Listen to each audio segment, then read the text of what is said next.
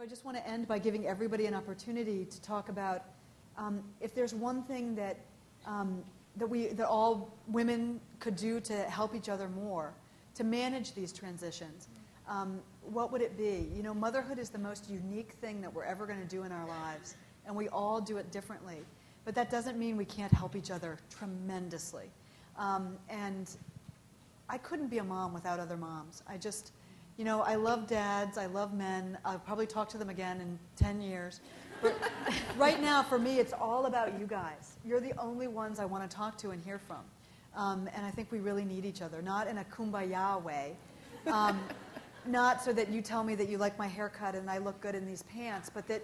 Which you do. That you really help me, like, find another job. But I do, right? But then when I need somebody to help me with a job, or I'm having that crisis, like the time that the key wouldn't turn in my ignition when I was pregnant with my third child, and I cried for 4 hours.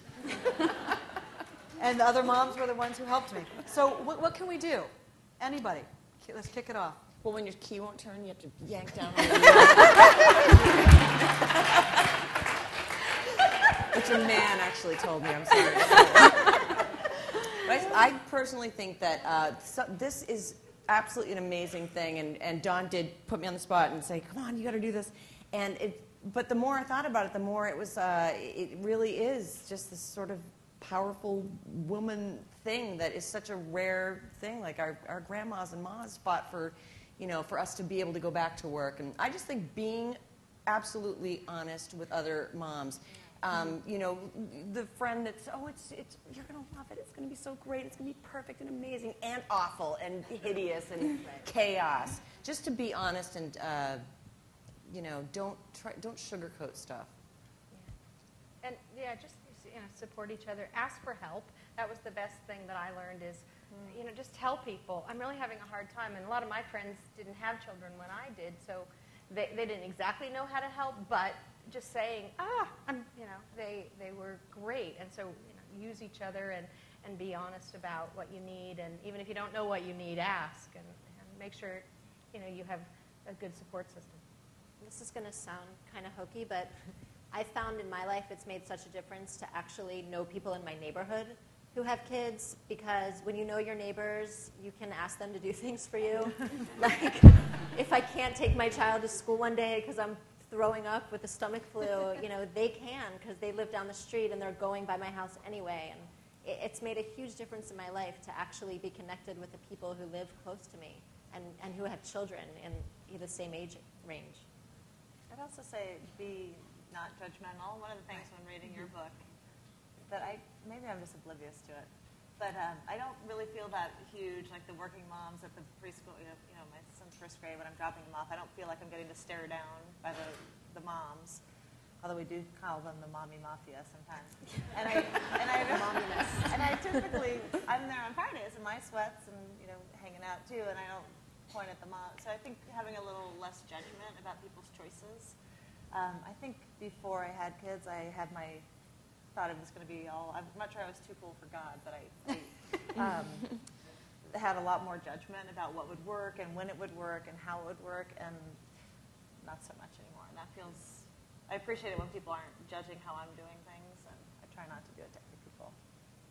I went to this lawyer's dinner about 6 months ago, and the keynote speaker was a woman who was talking about how women must be really oppressed if they are forced to balance work with family, that a woman should be able to be like a man and put her career first, because that's what every woman really, really wants. And I was really astounded that someone thought that. But it also just struck me, you know, what we've all been saying about support is things like this that we're doing together, so that everybody here knows that we're open. You know, we're all open to different paradigms of how we lead our lives and how we balance work and family. And it's okay to place value on both of those things, and not for us to be forced to value one thing over another. I think the other thing I think the one other thing I'd add, and I've become more conscious of this probably just over the last year or so, is that saying no, that you have a choice. So when someone comes to you and says, hey, I'm struggling with this, you know, how do you think I can get all this done? I'm now being more vocal about saying, well, just pick one of them. You don't have to do all of the things that people ask you to do. You know, say no to some of them. It's your prerogative. And I've had more people doing that for me, saying, Natalie, you're taking too much on. You're spread too thin. You have to give some of this stuff up. And actually pushing me on it, saying, you know, well, do you kind of half want to do this, or do you really want to do this? Based on that, not based on falling into the, oh yeah, I can take one more thing on, or, you know, that you're falling short because you can't manage everything. Because I think what happens is when you are the type of person who looks like you can make it all work, people just keep giving you more.